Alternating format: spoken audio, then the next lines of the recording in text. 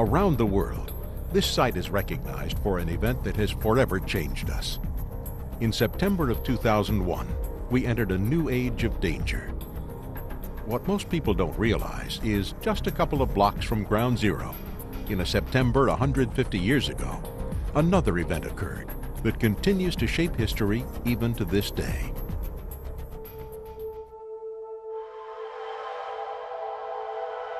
Many things have changed in New York City since 1857, but in many ways, the climate of Lower Manhattan would be very familiar.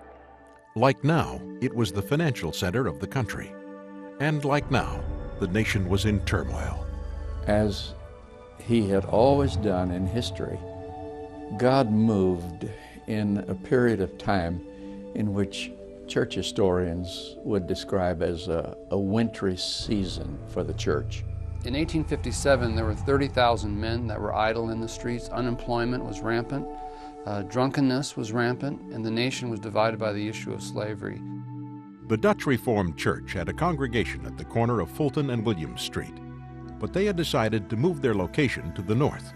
That left them with a dilemma, since they were going to close a church and therefore remove a witness from that region, which was filled with thousands of people, many of them very poor. They decided to establish a mission in its place. They hired a young man with a lot of promise, and a lot of energy, and a lot of ideas to be their leader of that new ministry. And his name was Jeremiah Lanphier. And he walked the streets around the church. And as he did, he noticed the businessmen whom he passed on the streets with very anxious appearances and very worried, obviously, about something, because this nation was standing on the brink of economic disaster. After widely publicizing a noontime prayer meeting, Jeremiah Lanphier opened the doors and began to pray. And for the first 30 minutes, no one came. But by the time the hour was over, 5 other men had joined him. The next meeting there were 20, then 40, and then 100. Within 3 months, there were over 100 meetings in the city, with more than 50,000 New Yorkers pausing daily to pray. It's interesting, in one of Jeremiah Lanphier's journal entries, when they had up to about 200 men, he noted that not one woman was present. But then later, in another journal entry, he mentioned that women were coming in specifically for the meetings, and that their softer voices, their voices softened the harsher voices of their brethren. So it was an interesting way to put it. Prayer is the one thing that, more than anything else, connects us to God, but also connects us to one another. Part of the genius of the Fulton Street prayer meeting was that it brought people together across denominational lines. It became really an act of spreading the word through prayer, which is, of course, the unique thing that we look at today, and it led to a very significant thing in this country. It went beyond New York City into New Jersey, upstate, up to New England and Pennsylvania, and eventually over the whole country. In a period of, let's say, 18 months, 1 million people were converted to Jesus Christ in the United States. If we had revival like that today, it would mean the conversion of 10 million people. The Fulton Street Revival launched a great missions movement in America that sent missionaries around the world to India, China, and Korea.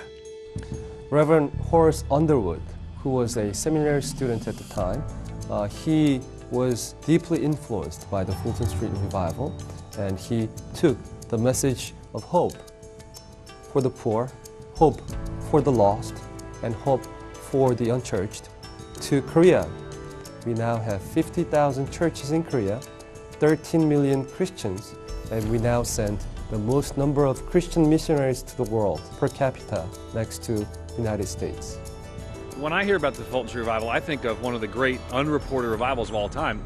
But when we look back, we really see that this was not a movement of great men or great women. This was a movement of a simple layman who was left behind by a relocating church.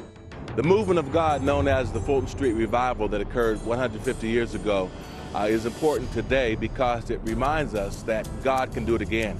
I believe that this celebration is really an extension of what occurred 150 years ago. And God is still in the business of moving in New York City.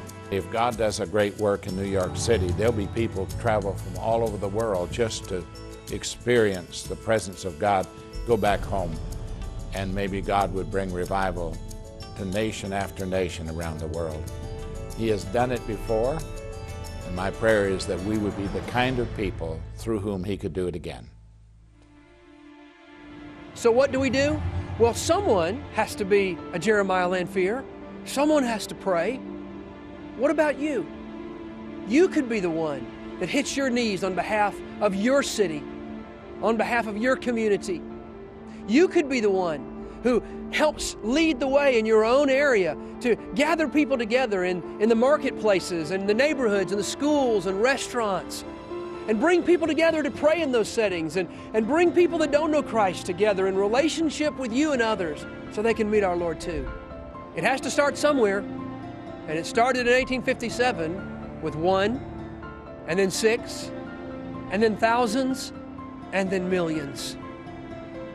And today, it may be back to 1.